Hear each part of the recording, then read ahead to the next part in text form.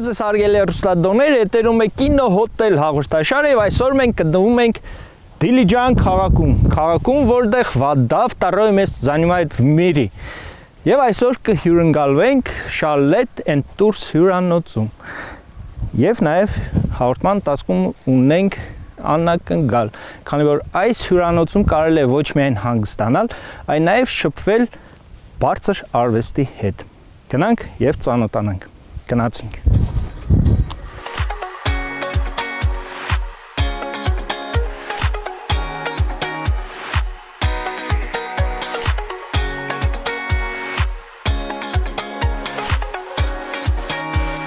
Դիլիջանը զբոսաշրջային կարևորագույն կենտրոն է։ Համայնքի կենտրոնում գտնվող Շարամբյան փողոցը, որը համարվում է քաղաքի պատմական կենտրոնը, հայտնի է իր ինքնատիպ ճարտարապետությամբ, ինչպես նաև արհեստանոցներով, պատկերասրահներով ու թանգարաններով։ Քաղաքի շրջակայքում են գտնվում զբոսաշրջային նշանակություն ունեցող Պարզ լիճը, Ջուղտակ վանքը, Հաղարծինը, Գոշավանքը, Գոշի լիճը եւ այլն։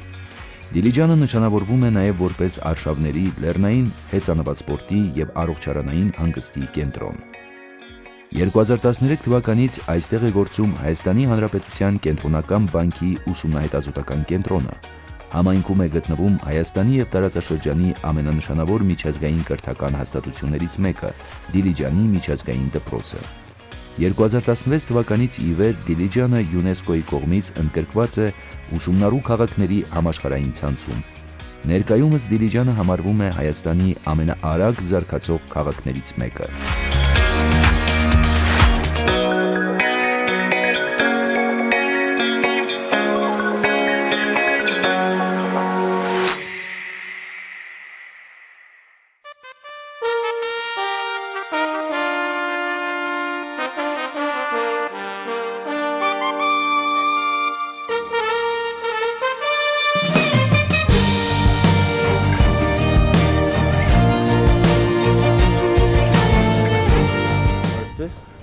Ուրախ ենք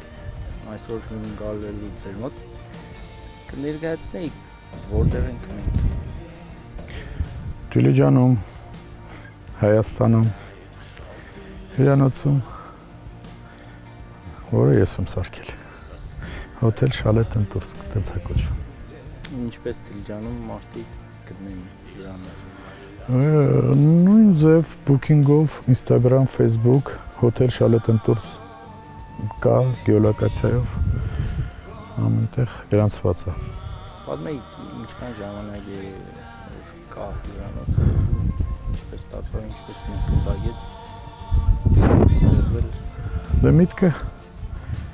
միտքը Հայաստանում ինչ որ մի բան ստեղծել, վերադառնալ։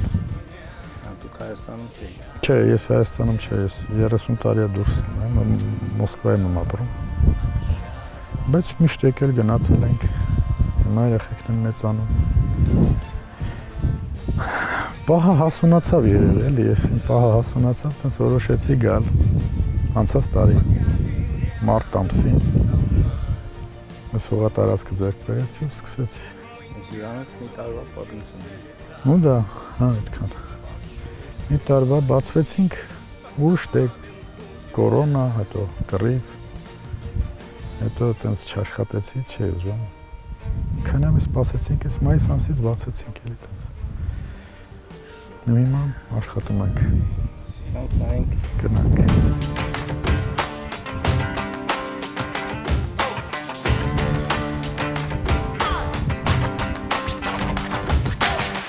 Հյուրանոցը ինչ կատեգորիայի համարներ առաջարկում։ Տեսեք, սա ընդհանրապես շուտ պատրաստող սա Մոսկվայից են, այս ամեն ինչը բերել, այստեղ չկա ոչ շինարարներ, ոչ այս կարգի փայտ։ Սա լրիվը բերել եմ ընդեղից, բանվորներին ընդ որում պատրաստել են, կատեգորիան դե բոլորի համար է, ես sense կասեի, կարևորը որակը, տեղը լինի, մաքրությունը տեղը լինի, ով էլ ուզում է թող գա հանգստանա, խնդիր չկա իմ համար, ես որակային Կոտեջային ես երկու տարբերակն են, դե պետքա 4-ը լիներ, դե երկու հատ էլ պետքա լիներ։ 4 առանձնատուն եւ հյուրանոցային համարները։ Ավելացնելու նպատակն Այո, անպայման, սա քիչ է, չի եկում։ Շատ են ուզում։ Սպրոսը պահանջարկը բարձր է Հայաստանում, այս բայդրությամբ դա անգամ էս թե էկոնոմիկի, թե այդ կորոնայի պահով սորանը բարձր է։ Միշտ էլ բարձր է լինելու, բնականաբար Հայաստանում ուշ երկիր է։ Այս տեսարանը ստեղ ոչ մի տեղ չկա։ Երևի Շվեյցարիայում եմ տեսել այս բանից մենակ։ Ոչ մի տեղ չկա, այս տեսարանը ինձ գերեց բերեց։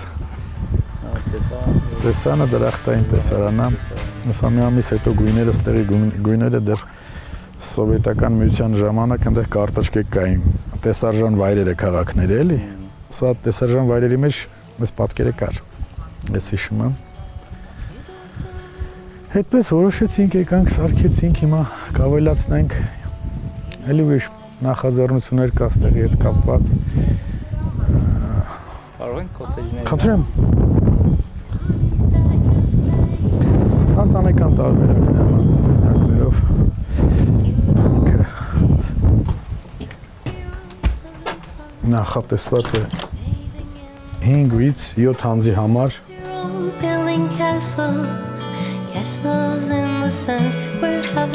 Հյուրասենյակ, երկրորդ հարկում ննջասենյակներն են, առանձին։ Իր առանձին ռոուտեր, իր առանձին ամեն ինչով, ինտերնետով իր։ Սկզբից ինտերնետ չի ուզում քաշեի այստեղ, հետո ասեցին չի լինի տենց առանց ինտերնետ։ Ստիպված ամեն մեկի համար, ամեն կոթեջում առանձին ինտերնետ են բերել, որ բավարարի բոլորին։ Բայց ես դեմ էի, համ ինտերնետին, համ հեռուստացույցին։ Ասում եմ, որ մարդիկ գան, կտրվեմ, լրիվ ռելաքս լինի, էլի։ Սա սենյակները, սա առանձին 2 տեղանոց մահճականներ, սա 1 տեղանոց, այստեղ 5 անձի համար է նախատեսված։ Այս տարբերակն է։ Մյուսը փոքր ընտանիքի համար է նախատեսված շալեն։ Եվ основной կորպուսում են մեծ կորպուսում, նա սենյակներ են այնտեղ առանձին իրենց ասանհանգույցով, հյուրանոցային համարներ այնտեղ։ Մյուս կոթեջներն են լինելու ընտանեկան, մի քիչ ավելի մեծ, երևի։ Եվ մենք սարերում տեղ ենք վերցրել, այնտեղ առանձին ոնց որ ավելի մեկուսացված, այնտեղ լինելու է վրանների տեղ, այնտեղ անասուններ ենք պահում մենք։ Հիմա այդ նախաձեռնությունն ենք այնտեղ վրանով հանգստացողների համար մենք սարքել ենք էլի բարձր տենսիոն մակարդակով ամեն ինչ որ լինի, բայց կտրված լրիվ այնտեղ կտրված են, այնտեղ հեռախոս չի բռնում։ Այնտեղ հաստատ չի լինի ինտերնետ, հեռախոս էլ չի բռնում։ Դա այս տարի այդ մտահղացումը եկավ։ Ես ի սկզբանե էի տենց ուզում, որ չլինի ոչ մի բան։ Գաս ու կտրվես։ Հա, հիմա դա եկող տարի կնախաձեռնեմ։ You don't care. All you know is honey that you're faking. You don't know. You don't care. We're all having fun, bathing in the sun. We're all building castles, castles in the sand. We're having Այս հատվածը հյուրանոցային սենյակներն են, առանձին իրենց սանհանգույցով, առանձին համարներ, 3 տեղանոց, 3 տեղանոց։ building castles, castles in the sand. We're having fun, we're having fun.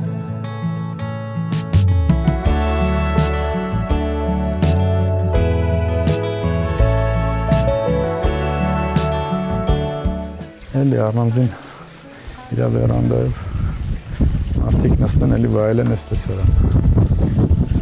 Սա մեր Կարենն է, ինքը մեր ազգի հանրաճանաչ անձանցից մեկի թոռն է, Մինաս Ավետիսյանի թոռն է, ինձ շատ հարազատ ազնվորություն է։ Ինքը մեկը մեր գալիս է իմ մոտ նկարվելու, ոգել ես շելու։ Նկարում է իր համար։ Շատ լավ անձնավորություն է, իր նկարներից մեր ռեստորանում կան, կտեսնեք իր ձեռի գործերը։ Այո, վաճառում են, ես իրան դա անգամ խորհուրդ եմ տալի, որ չի ուզում վաճառի, ասեմ վաճառի, դու ախր լեգենդար մարդու Թորես ու նկարել էլ գիտես այդ գենը իրան տեղափոխվել է էլի, ոնց տեսնում եմ, իր նկարների մեջ կա իր պապի ոճը։ Կարեն ջան, կմոտիկանաս։ Այո։ Այո, հարազատ անձնավորությունն է։ Դեմքին որ նայում եմ, ոնց որ պապին լինի։ Կոպիա Մինաս Ավետիսյանը։ Այսպես մեկ-մեկ հյուրընկալում է իմ մոտ մեր հրաշքը վայելում։ We're all having fun, bathing in the sun. We're all building castles, castles in the sand. We're having fun, we're having fun.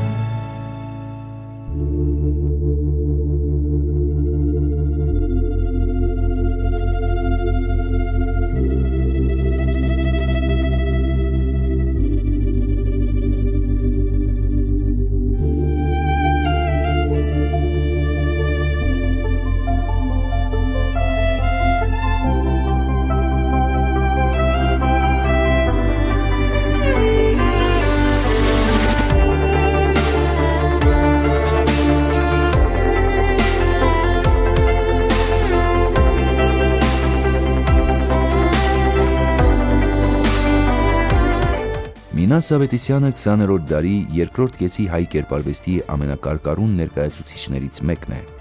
Ծնվել է 1928 թվականի հուլիսի 20-ին Ջաջուրում։ Համեմատաբար ուշ է սկսել զբաղվել գեղանկարչությամբ։ Պատանի հասակում տարված է եղել Մարտիրոս Սարյանի արվեստով։ Առաջին անգամ նկարչի հետ ծանոթացել է 18 տարեկանում։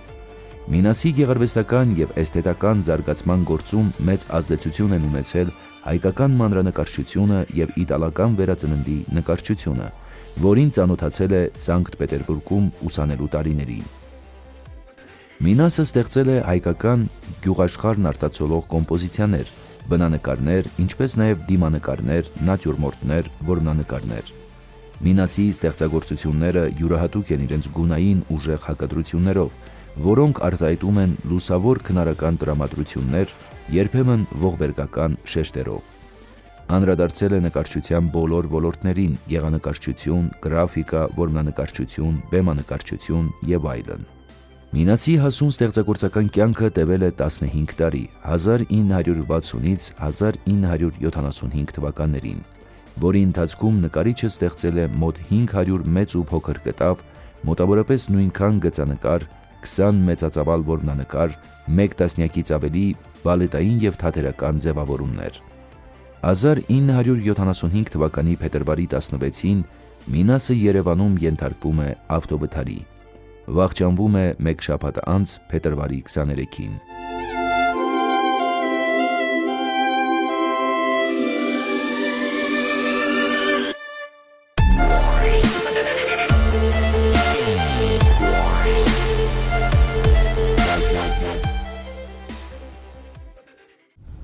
Պատմեիք ձեր գործունեության մասին, երբ եք սկսել նկարել, ինչ ստացվավ, թե կեներով էր։ Դե կեներով բնական էր, կեներով բնական կար։ Ավարտել եմ Գյումրու մանկավարժական ինստիտուտը, կերպարվեստ բաժինը, նախապատրաստական սորվել եմ Գեղարվեստի ակադեմիան, չընդունվա, մանկավարժական ինստիտուտը ավարտեցի, ու միշտ նկարել եմ, 8 տարեկանից նկարել եմ։ Այդ միակ հաճույքն է, որ ես կզգամ նկարելուց, միակ հաճելի բանն է իմ համար։ Մի հիմնականում Ջաջուրում կապ։ Ջաջուրում եմ, ես միշտ Ջաջուրում եմ բնակվում, Մինաս Ավետիսյանի տունը, տան հարակից տունը իմ տունս է, մեր տունն է։ Երկրաշարժից առաջ բոլորս էլ տեղ ենք ապրել։ Երկրաշարժից հետո վերջ քանի տարին կառուցեցինք մենք մեր տունը, մեր ձեռքերով, այդտեղ բնակվում եմ։ Մինաս Ավետիսյանը մահացել է 1975 թվականին, ես դեռ ծնված չեմ եղել։ Բայց ոգևորությունը Մինասից շատ մեծ է իմ մոտ, շատ։ Ձեր նկարելու ոճին նման է, իր ոճին, թե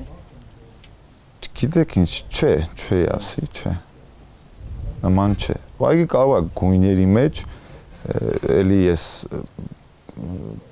կարել է ճիշտ ծերեպարը վարված եմ եղել գույն Ունային կամաներ այդ խառը կա, որովհետև դες ամեն մարդ մեկին պիտի օրինակ վերցնե մեկին ու երթա այդ դեպի իրան ասենք իմ համար մինասը ամենահզորն է շատ հզոր նկարիչներ կան, բայց մինասը իմ համար, իմ կարծիքը Մերսի շատ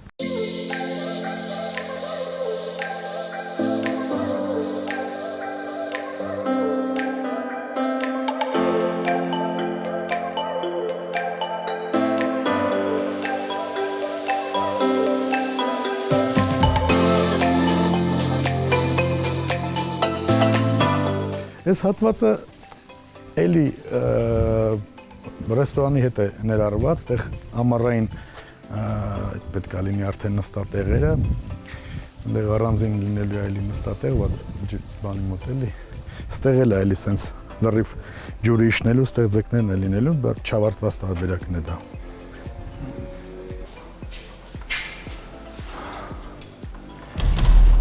Սա էլ էլի առանձին ոչ թե բուն ռեստորանի կարգավիճակի ես ուզում որ առանձին էլի քաղաքից մարդիկ գան, կտրվեն, ոնց որ իրենց տանը, այստեղ կարող են նաև տնավարի խոհանոցով, այո, կարող են նաև դրսից գան ու գալիս են արդեն, ու ծանոթ անձնավորություններ է գալիս են տենց ինչ-որ ծնունդ առիթ իրանց փոքր շրջապատով ստեղ արդեն գալիս են թեկուզ նրա, բայց տենց է լինելու էլի իր ոնց որ ուղղությունը Առանձին կտրվելու սիրում ես տեսարանով, համով, խոհանոցով, հեսա կփորձենք, կտեսնեք։ Հա, շատ լավ է սարքում էր Անժելան։ Իսկ այն հատվածում նկարները Հա, այն հատվածում դա էլի մեր Մինաս Ավետիսյանի մեր նկարիչի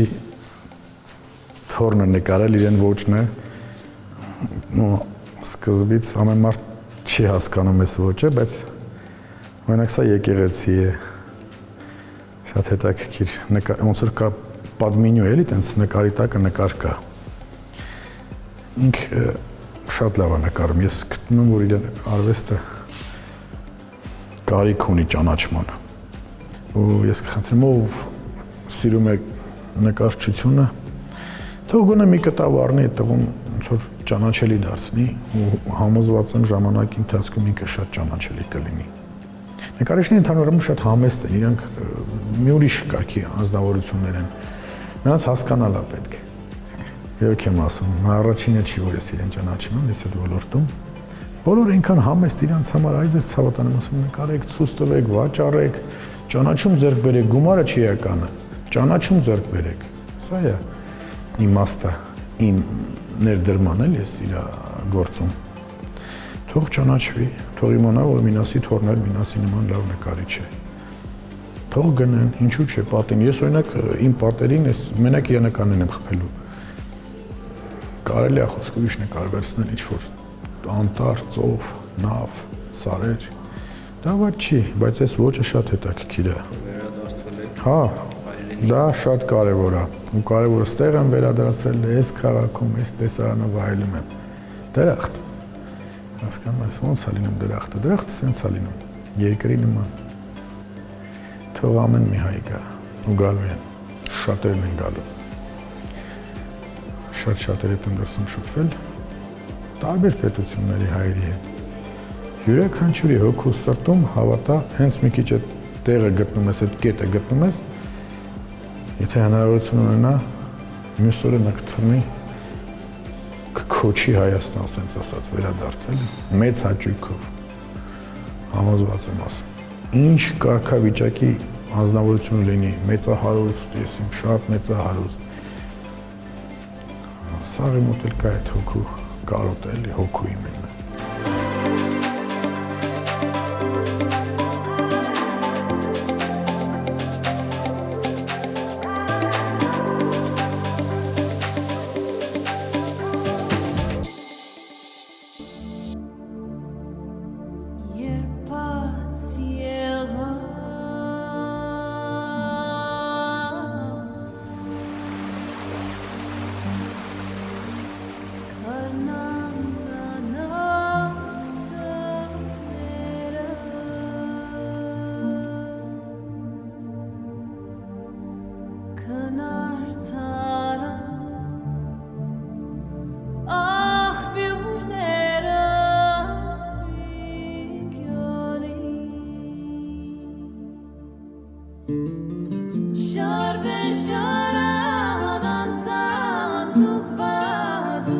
Ազգային խոհանոցը մշակույթը բնութագրող ամենագունեղ տարրն է։ Ժողովրդի կենցաղավարման բոլոր ավանդույթները, ինչպես նաև բնաշխարհի բոլոր բարիքները մեկտեղվում են ազգային խոհանոցում։ Շատ կերակուրների պատրաստման եղանակներ գրեթե չեն փոխվել, եւ մինչ այժմ սերունդներին են փոխանցվում խոհանոցի բոլոր գաղտնիքները։ Հայաստան այցելած զբոսաշրջիկներն ու հյուրերը հայկական խոհանոցից ստացված իրենց տպավորությունների հիման վրա Հայաստանը առանձնացնում են աշխարհի մյուս երկրներից։ Բազմաթիվ միատարր խոհանոցների կողքին հայկական խոհանոցը միշտ առանձնացել է իր համի եւ ձևի նուրբ արվեստով։ Հայկական խոհանոցի առանձնահատկությունները թվելիս պետք է առանձնացնենք այն հանգամանքը, որ հայկական մշակույթում խոհանոցը սերտորեն կապված է հյուրընկալության եւ հյուրասիրության հետ։ Միայն հայերն են, որ իրենց դիցարանում ունեցել են հյուրասիրության եւ հյուրընկալության աստված՝ Վանատուրը։ Հայկական մշակույթում սեղանը կարող էր իր շուրջը հավաքել ընտանիքի անդամներին, ընկերներին, ինչպես նաև տարբեր մշակույթի եւ սովորույթների կրողներին։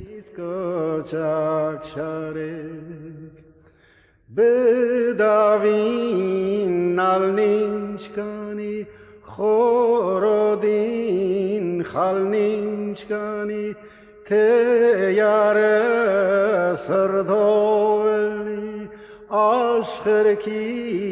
մալնինչ կանի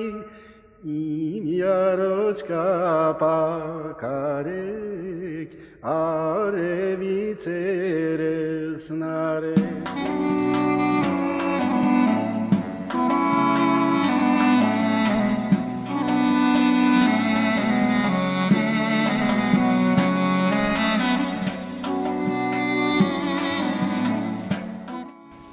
Ներկայացնեք ստեղած խոհանոցը, ինչ կառաջարկի հյուրերի։ Նախ ասեմ, որ շատ ուրախ եմ ձեզ տեսնել մեր գեղատեսիլ վայրերից մեկում, Դիլիջանում, եւ սա այն վայրն է Շալետան տուրզը, որը շատ մեծ սիրով ընդունում եմ իր հյուրերին։ Ուրեմն ինչ ասեմ, մեր խոհանոցը բազմազան է։ Իմանալով, որ ես այսօր պետքա հյուրեր ունենայի, ես չէի կարա անցնել մեր ավանդական հայկական տոլմայից, դրա համար պատրաստել եմ ձեզ համար ավանդական մեր հայկական տոլման եւ մնացածը ձեզ համար թող լինի սյուրպրիզ, ինչ կպատրաստենք հետո։ Սա մեր ավանդական տոլման է, որը որ բոլոր մեր հյուրերն են շատ սիրում, անկախ նրանից դա մենք հյուրերին առաջարկում ենք, թե չենք առաջարկում, իրանք ինքներն են առաջարկում, իսկ տոլմա ունեք հայկական, դրա համար մենք ինքներս միշտ պատրաստ ունենում ենք, որպեսզի մեր հյուրերին միշտ առաջարկենք։ Իսկ Դիլիջանի տոլման ինչով կտարբերվի։ Գիտեք ոնց է Դիլիջանի տոլման ինչով կտարբերվի։ Դրա մեջ Դիլիջանի տոլման մեր խոտաբույսերը, որը որ ես օգտագործում եմ մեր տոլմայի մեջ, դա հենց հատուկ մեր Դիլիջանի սարերից ենք մենք հավաքել, մենք գնել։ Իսկ չունենալով տարօրինակ։ Դրա մասին խոսք չկա, հա։ Մեր հանրաճանաչ ֆիլմի մասին է խոսքը։ Այո, իհարկե։ Դրա համար ինձ թվում է Դիլիջանում ամեն ինչ նահամով օդը անգամ ուտացնում է։ Ինձ թվում է, չգիտեմ։ Հյուրերն էլ են լավ ուտում, չգիտեմ։ Փորձենք։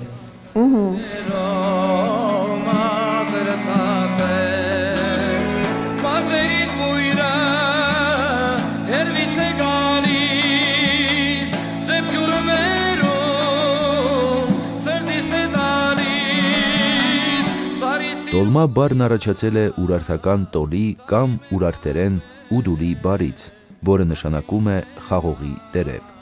Հնագույն բաղադրատոմսերը վկայում են, որ սկզբում այն փաթաթվել է միայն խաղողի տերևով, հետագայում օգտագործվել են նաև կաղամբի, բանջարի, սերկեֆիլի եւ հաղարջի տերևներ։ Տոլմայի առաջին բաղադրատոմսը թվագրվում է 8-րդ դար։ Տոլմայի բազմաթիվ տարատեսակներ են առանձնացվում։